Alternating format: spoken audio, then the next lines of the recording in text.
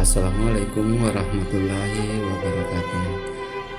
Salam jumpa kembali di Ilmi Official TV.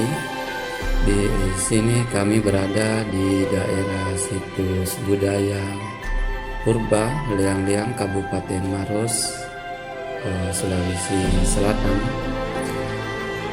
Kami melakukan penelusuran cagar budaya di daerah Liang-Liang yang kita kenal sebagai Taman Purbakala yang dimiliki Kabupaten Maros. Sebelum sampai di daerah cagar budaya tersebut di daerah Liang-Liang, kami sempat tertarik singgah di salah satu situs bagian daripada Taman Purbakala Liang-Liang, yaitu Liangjing. Liangjing kita tahu di bahasa umumnya itu makhluk halus atau jin. Pintu masuk gua berada di dinding tebing yang cukup vertikal dengan tinggi sekitar 8 meter di atas permukaan tanah, sehingga untuk mencapainya harus memanjat tebing lurus. Karena waktu menjelang sore sehingga kami tidak menyempatkan masuk di area gua karena sudah agak gelap. Kami hanya melakukan pemotretan di sisi luar gerbang. Kita tahu bahwa Liangjing termasuk dalam kategori gua karena memiliki ruangan dari hasil cahaya dari Semarang hingga gelap abadi. Suhu udara rongga berkisar dari 24 sampai 27 menurut pemandu setempat. Rongga terletak di tebing bukit, maka Liangjing ini tidak menyediakan adanya lahan pelataran parkir, sehingga distribusi lahan dalam lingkungannya hanya yang berada di bawah kaki bukit. Lahan yang berada di bawah Liangjing terdiri atas lahan kering dengan sebuah rumah yang tidak jauh dari gerbang, kurang lebih 50 meter. Pohon asam dan semak belukar di ujung lahan sering terdapat sungai kecil atau semacam kanal kecil yang berada persis di depan gerbang, memanjang sepanjang kaki bukit. Di sini kami melakukan pemotretan sedikit demi sedikit sebagai observasi kami.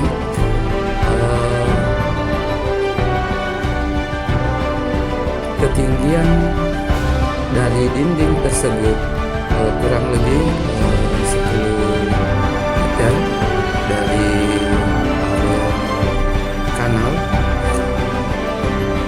Di sini kami bisa memberikan spesifikasi bahwa kenapa sampai dikatakan gua tersebut dikatakan sebagai Liangjing, karena kononnya menurut warga setempat bahwa gua tersebut dihuni oleh halus atau sehingga situs ini jarang sekali dijumpai didatangi oleh orang luar. Memang posisinya agak jauh dari jalan raya atau jalan akses penghubung dari jalan atau akses transportasi. Para sahabat Ilmi Official TV, manusia dan gambar tangan yang ada di dalamnya menurut pemandu setempat itu merupakan dikerjakan secara garis, sedangkan untuk telapak tangan dilakukan dengan memercikkan cairan bahannya di atas punggung tangan yang lebih dahulu diletakkan di atas permukaan dinding batu. Gambar manusia digambarkan berupa kontur saja dan berwarna merah dengan kepala yang digambarkan dengan rambut yang tegak lurus.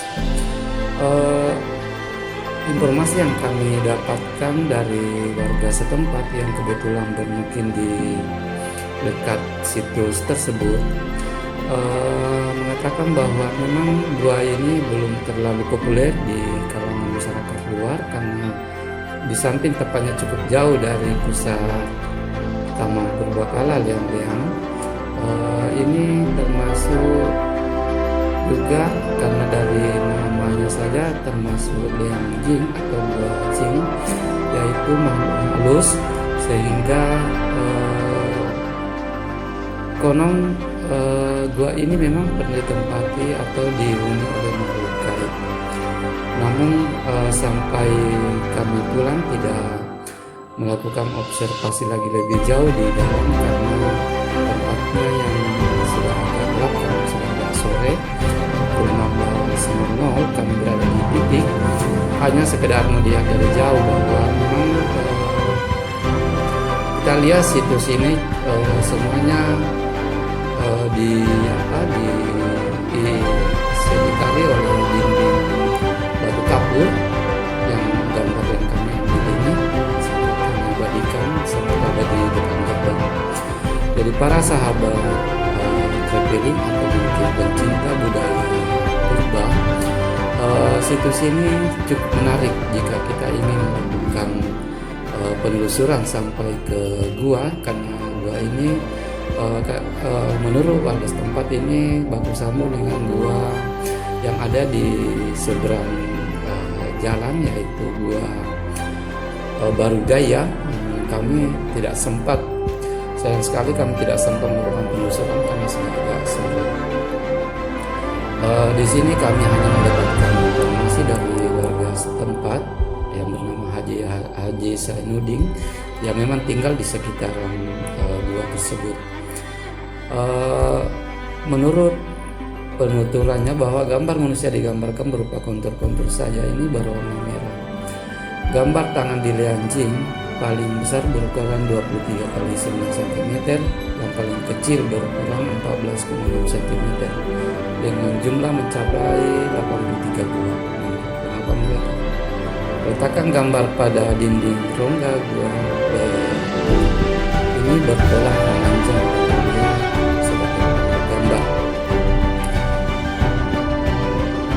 Menurut mereka bahwa pernah ada penelitian geometri di tahun 94 yang melalui pusat penelitian geologi nasional menemukan sepotong tulang kering